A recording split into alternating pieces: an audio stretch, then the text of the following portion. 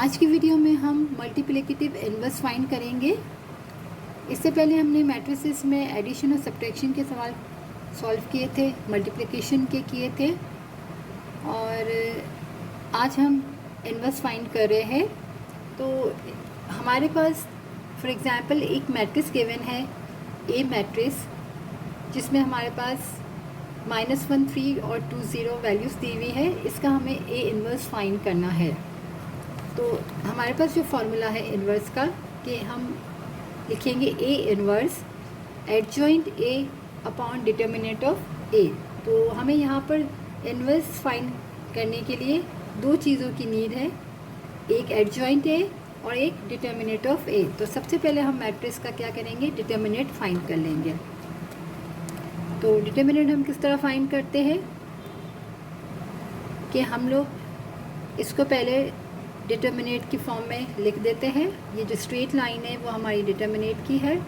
तो -1 2 3 और 0।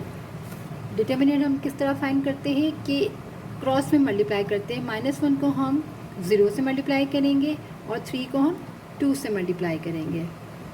-1 को मल्टीप्लाई करेंगे हम 0 से, और सेंटर में यहाँ हमारे पास माइनस की साइन होती है।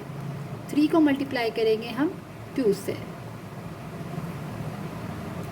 तो डिटर्मिनेंट ऑफ ए हमारा आ जाएगा, -1 0 से मल्टीप्लाई हो गया तो 0 हो जाएगा, -3 2 6। तो हमारा डिटर्मिनेंट क्या आ गया, -6 आ गया। अब डिटर्मिनेंट फाइंड कर लिया, अब हम एडजॉइंट फाइंड करेंगे। तो एडजॉइंट फाइंड हम करेंगे, जो हमारे पास मैट्रिक्स है, हमारे पास ए मैट्रिक्स ये गिवन है।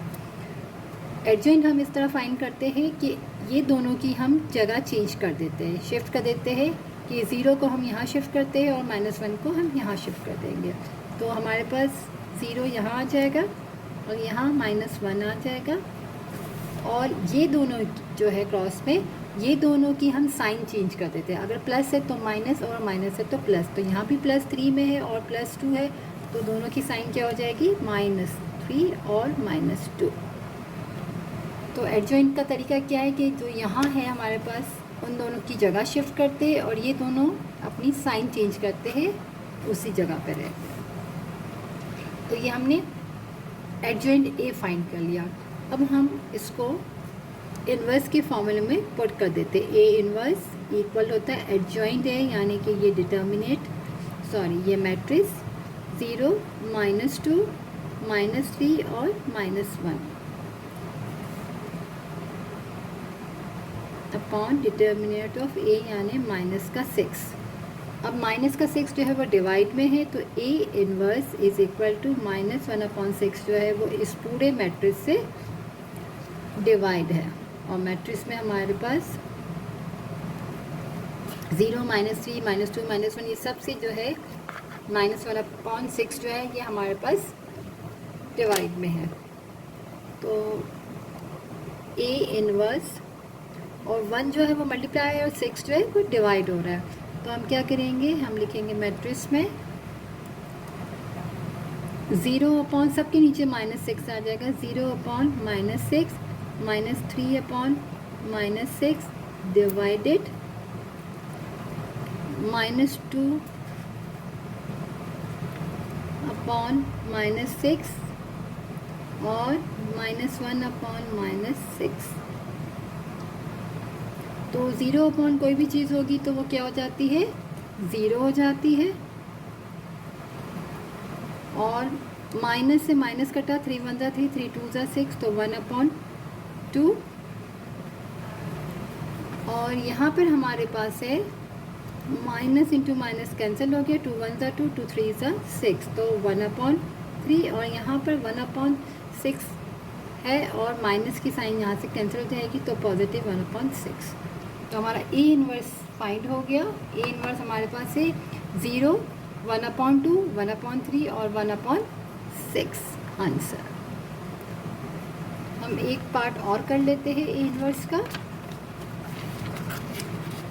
यहाँ हमारे पास एक मैट्रिक्स है सी, तो यहाँ हमारे पास भी फॉर्मूला लिख लेते हैं पहले। C inverse is equal to adjoint C upon determinant of C, क्योंकि मैट्रिक्स अगर सी है तो हम यहाँ पर सी लगा देंगे। अब इसमें भी सबसे पहले हम क्या करेंगे, डिटर्मिनेंट फाइंड करेंगे। तो डिटर्मिनेंट ऑफ सी पहले फाइंड कर लेते हैं। -2 3 6 -9 क्रॉस में मल्टीप्लाई कर लेते हैं इधर भी। तो यहाँ हमारे पास हो जाएगा -2 को हम मल्टीप्लाई करेंगे -9 से न्यू क्रॉस में, सेंटर में माइनस की साइन, और 6 को हम मल्टीप्लाई करेंगे 3 से न्यू क्रॉस में, राइट।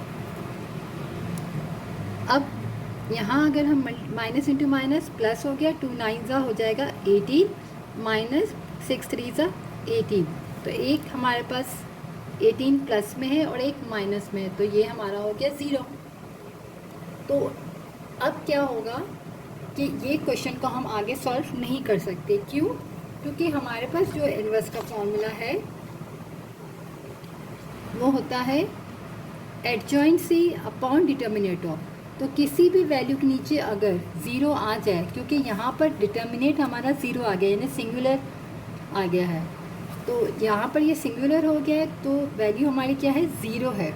तो किसी भी वैल्यू के डिनोमिनेटर में 0 आ जाएगा तो वो तो इन्फिनिटी हो जाएगा। फॉर एग्जांपल अगर मैं बोलूँ 1/0 तो ये तो इन्फिनिटी हो गया।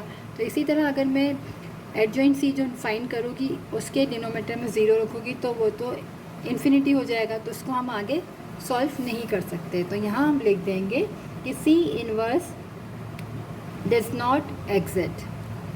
अगर हमारा डिटर्मिनेंट सिंगुलर आ जाता है यानी कि 0 आ जाता है तो इसको हम आगे सॉल्व नहीं कर सकते। C inverse does not exist. इसीलिए हम सबसे पहले डिटर्मिनेंट फाइंड करते हैं। अगर डिटर्मिनेंट हमारा सिंगुलर आ जाता है यानी कि 0 आ जाता है तो हम उसको आगे फर्दर सॉल्व नहीं करेंगे, क्योंकि अगर हम एडजॉइंट सी भी फाइंड कर लेंगे फिर जब हम फॉर्मूले में पुट करेंगे तो उस मैट्रिक्स के नीचे 0 आ जाएगा तो वो इन्फिनिटी हो जाएगा 1/0। तो यहीं पे हम इसको लिख देंगे कि C inverse does not exist.